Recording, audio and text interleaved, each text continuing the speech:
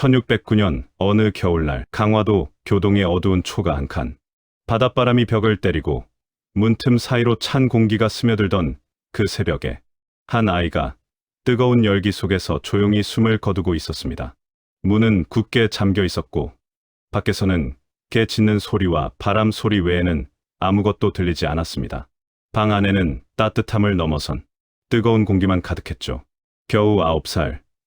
아직 엄마 품이 더 어울리는 어린 왕자는 칼도 독약도 아닌 그 뜨거운 공기 속에서 마지막 숨을 몰아쉬어야 했습니다.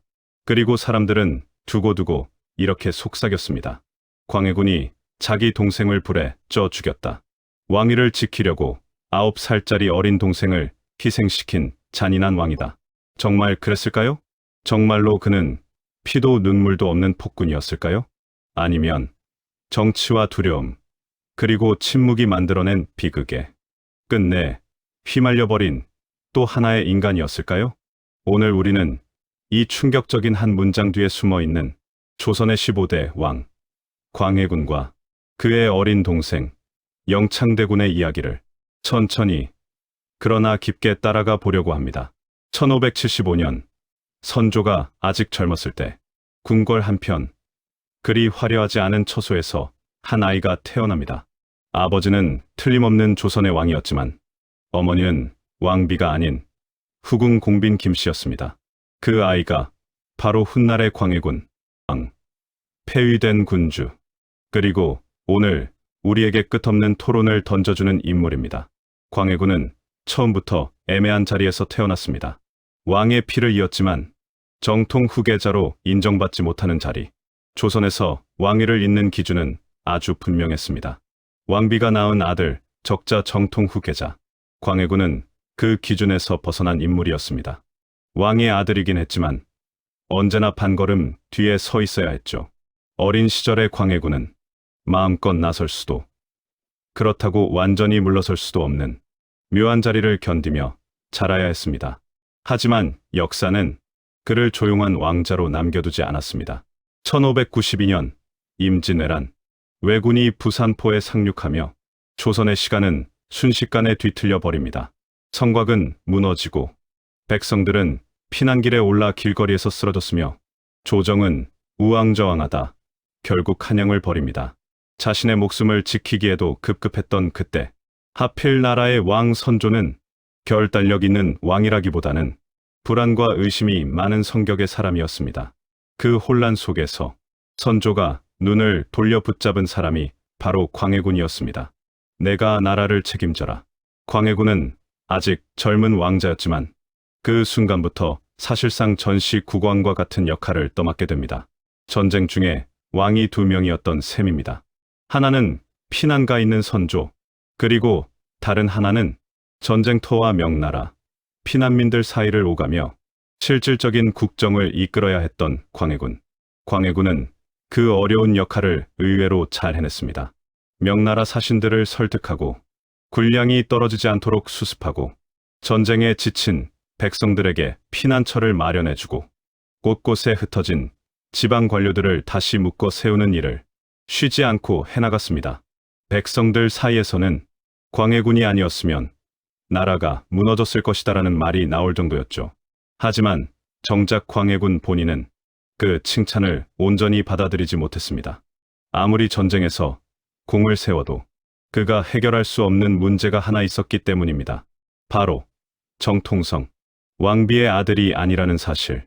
그 상처는 광해군의 마음 깊은 곳에서 조용히 그러나 끈질기게 남아 있었습니다. 전쟁이 끝나고 불탄 성곽 위로 서서히 새 건물들이 올라가던 때 조선은 겉으로는 평화를 되찾는 듯 보였지만 사실 속에서는 새로운 긴장이 자라고 있었습니다. 그 긴장의 한가운데에 광해군과 또 한 사람의 이름이 서게 됩니다. 1606년 선조와 마지막 왕비 임모광우 사이에서 한 왕자가 태어납니다. 바로 영창대군입니다. 영창대군은 태어난 순간부터 광해군과는 완전히 다른 출발선을 갖고 있었습니다. 정식 왕비의 몸에서 태어난 아들, 곧 조선이 정해놓은 정통 왕자의 모든 조건을 갖춘 존재였습니다. 명나라에서도 이 아이를 긍정적으로 여겼습니다. 장차 왕이 되어도 손색이 없다는 소문이 돌았고, 조정에선 서서히 진짜 다음 왕은 영창대군이 되어야 한다는 말들이 오가기 시작합니다. 광해군은 그런 분위기를 누구보다 잘 느꼈습니다. 자신은 전쟁에서 영웅이 되었지만 영창대군은 그저 태어난 것만으로 왕위 계승 1순위로 떠오르고 있었으니까요. 백성들은 전쟁의 기억을 잊지 못해 광해군을 인정하기도 했습니다. 하지만 양반들과 외교 무대, 그리고 문서 위의 세계에서 정통성 싸움은 결코 가볍지 않았습니다. 광해군의 마음 깊은 곳에서 또 다른 불안이 조금씩 자라나기 시작합니다. 나는 과연 언제까지 이 자리를 지킬 수 있을까? 언젠가 이 자리를 빼앗기게 되는 건 아닐까? 이 불안은 단순한 감정이 아니라 현실적인 위협으로 다가오기 시작했습니다. 1608년 선조가 세상을 떠납니다. 마침내 광해군은 그토록 가까이 있었으면서도 좀처럼 손에 잡히지 않던 왕위에 오르게 됩니다. 조선의 15대 왕, 광해군. 하지만 왕이 된 그 순간부터 그는 어떤 의미에서는 더 고단한 싸움을 시작해야 했습니다. 전쟁 중에는 외적과 싸우면 됐습니다. 하지만 이제는 왕궁 안에서 사람들과 세력과 여론과 싸워야 했습니다. 그 곁에는 그를 지지하는 강경파 세력, 북인은 광해군을 왕위에 올려준 세력이자 새 정권의 최대 수혜자들이었습니다. 그만큼 광해군과의 거리는 가까웠고 자신들이 광해군의 버팀목이라고 생각했습니다. 그러나 동시에 그들은 자신의 권력을 지키기 위해서라면 얼마든지 극단적인 수단도 마다하지 않는 사람들이었습니다. 북인은 광해군의 마음속 깊은 곳에 있는 그 상처와 불안을 잘 알고 있었습니다. 그래서 때마다 조용히 그러나 집요하게 속삭였습니다. 전하, 영창대군을 그대로 두시면 언젠가 반드시 큰 화가 될 것입니다. 인목대비와 서인이 영창대군을 밀고 있습니다. 명나라가 영창대군만 바라본다는 말이 돌고 있습니다. 이 말들은 사실과 소문, 그리고 과장이 섞인 것이었습니다. 전부 거짓도 아니고 그렇다고 전부 진실도 아니었죠. 하지만 이미 불안에 사로잡혀 있던 왕의 귀에는 과장된 부분이 더 크게, 더 선명하게 들렸습니다. 광해군의 머릿속에는 언젠가 자신이 쫓겨나고 영창대군이 그 자리를 이어받게 될 수도 있다는 가장 악몽 같은 장면이 떠올랐습니다. 벼랑 끝에 서 있는 왕, 그리고 그 왕 옆에서 끊임없이 공포를 부추기는 세력. 이 조합은 언젠가 반드시 좋지 않은 결말을 향해 미끄러져 내려가게 되어 있었습니다. 영창대군은 아직 겨우 9살. 과거를 기록한 글들 속에서 우리는 그를 정치의 상징으로 부르지만 실제로 그 나이의 아이를 떠올려보면 그는 그저 밤에 무서워서 촛불을 켜달라고 말하고 조금만 혼나도 울음을 터뜨리던 평범한 아이였을 것입니다. 하지만 조정에서 그를 바라보는 시선은 절대 평범하지 않았습니다. 진짜 다음 왕, 광해군의 자리를 언제든지 대신할 수 있는 존재, 서인과 명나라가 기댈 수 있는 카드. 영창대군은 태어난 것만으로도 너무 큰 짐을 짊어진 아이였습니다. 결국 북인의 주장과 압박 속에서 광해군은 영창대군을 한양에서 멀리 떨어진 곳으로 옮기라는 결정을 내립니다. 그곳이 바로 바다 바람이 거센 섬, 강화도 교동이었습니다. 영창대군이 한양을 떠나던 날, 궁궐의 하인들과 내관들은 아마 이렇게 생각했을지도 모릅니다. 언젠가 다시 돌아올 수 있을까? 그때는 아무도 이 유배가 돌아올 수 없는 길이 될 줄은 몰랐을 것입니다. 강화도로 향하는 길은 멀고도 험했습니다. 바닷바람은 차갑고 길 위의 먼지는 거칠었습니다. 어린 영창대군은 그 길이 무섭고 낯설었을 것입니다. 낯선 어른들 사이에서 자신을 위로해줄 사람 하나 없이 그는 마차나 말을 타고 흔들리며 한양과 점점 멀어져 갔습니다. 강화도에 도착했을 때 그를 기다리고 있던 것은 넓은 궁궐도 부드러운 이불도 아니었습니다. 낮은 지붕의 초가, 차가운 바닥, 그리고 냉랭한 시선을 가진 관리들 뿐이었습니다. 9살 어린아이에게는 그 말이 무엇을 뜻하는지조차 알 수 없었겠죠. 다만 밤이 되면 섬마을의 어둠은 더욱 짙어졌습니다. 궁궐에서는 등불이 줄지어 밝혀지지만 유배지의 밤은 훨씬 더 조용하고 깊었습니다.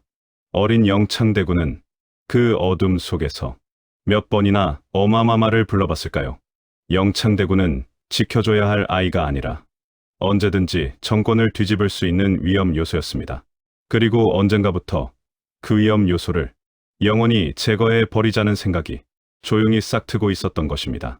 어느 한겨울 밤, 유난히 바람이 세차게 불던 날이었습니다. 유배지의 책임자로 있던 관리가 부하들을 불러 모읍니다.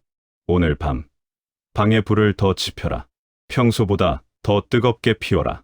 문을 단단히 걸어 잠그고 아이가 밖으로 나오지 못하게 하라.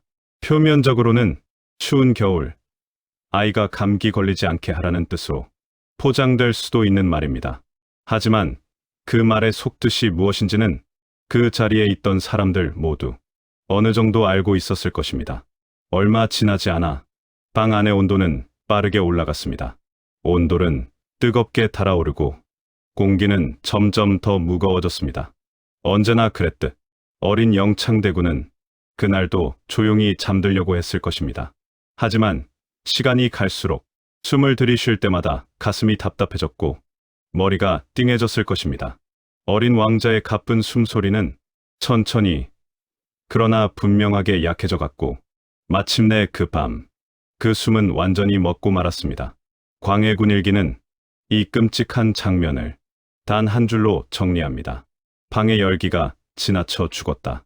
짧은 문장이지만 그 안에는 어린아이에게 너무 가혹했던 마지막 순간이 조용히 숨어 있습니다.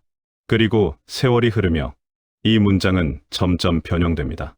열기가 지나쳐 죽었다에서 불에 쪄 죽었다로, 방 안에서 질식사했다에서 불 속에서 고통스럽게 죽었다로, 이렇게 과장되고 자극적인 표현들은 결국 한 문장으로 압축되죠.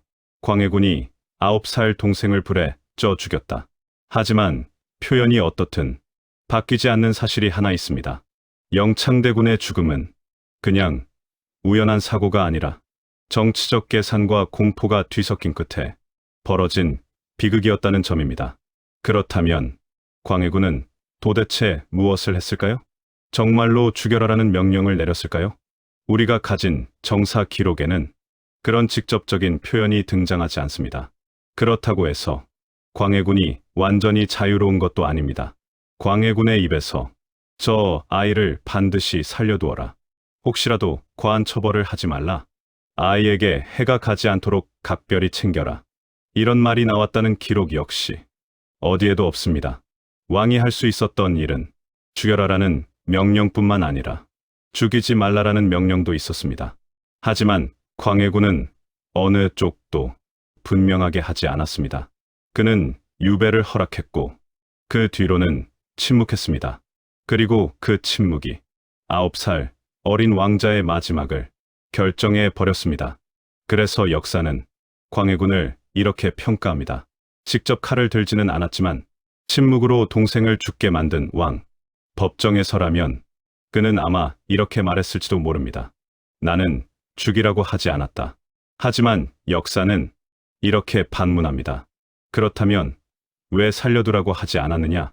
바로 이 지점에서 광해군의 비극이 시작됩니다. 그는 유능한 왕이었지만 결정적인 순간 가장 지켜야 할 사람을 지키지 못한 왕이었고 그 책임에서 결코 자유로울 수 없는 사람이 되었습니다. 영창대군의 죽음은 임목대비에게 씻을 수 없는 상처를 남겼습니다. 세상에서 가장 사랑하는 아들을 불과 몇 해도 함께하지 못하고 잃은 어머니. 그 어머니의 가슴 속에는 슬픔과 함께 지울 수 없는 분노가 자리 잡았을 것입니다. 그리고 그 분노의 대상은 자연스럽게 지금 나라를 다스리고 있는 왕, 광해군에게로 향했습니다. 서인 세력은 이 틈을 놓치지 않았습니다. 어린 왕자를 죽인 왕을 그대로 두고 볼 수 있겠습니까? 하늘도 용납하지 못할 죄입니다. 그들은 영창대군의 죽음을 정치적 명분으로 삼았습니다. 왕위를 빼앗기 위해서는 먼저 도덕적 우위를 확보해야 했고 그에 가장 적합한 사건이 바로 영창대군의 비극이었습니다.